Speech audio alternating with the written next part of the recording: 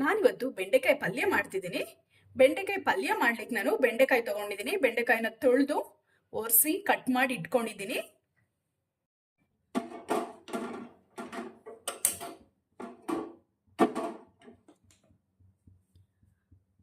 Stove on ಮಾಡ್ಕೊಂಡಿದ್ದೀನಿ. ಈಗ ನಾನು ಒಂದು ಪಾತ್ರೆನ ಇಟ್ಕೊಂಡಿದ್ದೀನಿ. ಸ್ವಲ್ಪ ಬಿಸಿ ಆಗ್ಲಿ, ನಂತರ ನಾವು ಆಯಿಲ್ ಅನ್ನು ಹಾಕೊಳ್ಳೋಣ. ಪಾತ್ರೆ ಬಿಸಿ ಆಗಿದೆ. ಈಗ ಆಯಿಲ್ ಅನ್ನು ಹಾಕೊಳ್ಳೋಣ. ಒಂದು 3-4 ಸ್ಪೂನ್ ಆಯಿಲ್ ಹಾಕೊಳ್ಳೋಣ. ಯಾಕಂದ್ರೆ ಬೆಂಡೆಕಾಯಲ್ಲಿ ಸ್ವಲ್ಪ ಲೋಳೆ ಅಂಶ ಇರುತ್ತೆ, ಅದಕ್ಕೋಸ್ಕರ ನಾವು ಒಂದು 3-4 ಟೇಬಲ್ ಸ್ಪೂನ್ ಆಯಿಲ್ ಹಾಕೊಳ್ಳೋಣ. ಎಣ್ಣೆ ಬಿಸಿ ಆಗಿದೆ. ಈಗ ಸ್ವಲ್ಪ ಸಾಸಿವೆ ಹಾಕೊಳ್ಳೋಣ. ನಂತರ ಕರಿಬೇವು ಹಾಕೊಳ್ಳೋಣ.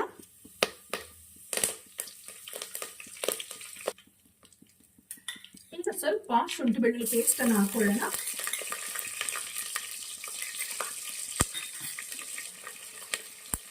ಫ್ರೈ ಮಾಡ್ಕೊಳ್ಳೋಣ. ಈಗ ನಾವು ಈರುಳ್ಳಿ ಮತ್ತೆ ಹಸಿಮೆಣಸಿನಕಾಯಿನ ಹಾಕೊಳ್ಳೋಣ.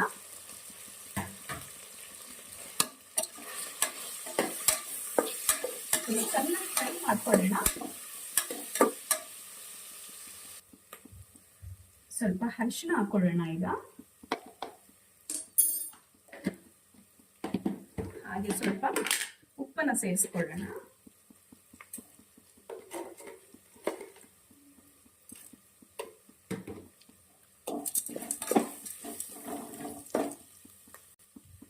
ಈರುಳ್ಳಿ ಎಲ್ಲ ಚೆನ್ನಾಗಿ ಫ್ರೈ ಆಗಿದೆ.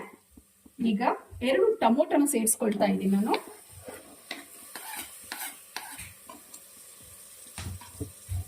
ಮಿಕ್ಸ್ ಮಾಡ್ಕೊಳ್ಳೋಣ. ಸ್ಮೂತ್ ಆಗುವಾಗೆ ಮಾಡ್ಕೊಳ್ಳೋಣ ಟೊಮೊಟೊನ.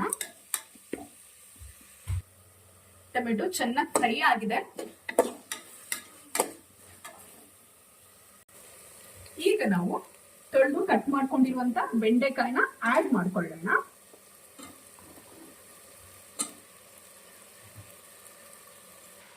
ಸ್ಲೋ ಸ್ಟೀಮ್ ಅಲ್ಲಿ ಇಟ್ಕೊಂಡು ಒಳ್ಳೆ ಮಿಕ್ಸ್ ಕೊಡೋಣ.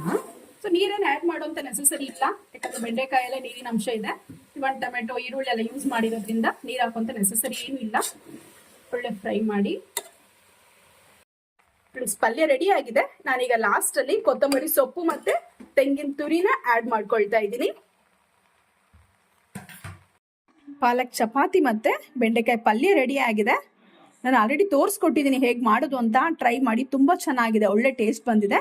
ಟ್ರೈ ಮಾಡಿ ಹೇಳಿ ನನಗೆ ಕಮೆಂಟಲ್ಲಿ ಹೇಗೆ ಮಾಡಿದ್ರಿ ನೀವು, ಯಾವ ರೀತಿ ಈಸಿ ಆಯಿತಾ, ಕಷ್ಟ ಆಯಿತಾ, ಅಥವಾ ಏನಾದರೂ ನಿಮಗೆ ಟಿಪ್ಸ್ ಏನಾದರೂ ಬೇಕಾ ಹೇಳಿದರೆ ನಾನು ನಿಮಗೆ ಗೈಡ್ ಮಾಡ್ತೀನಿ.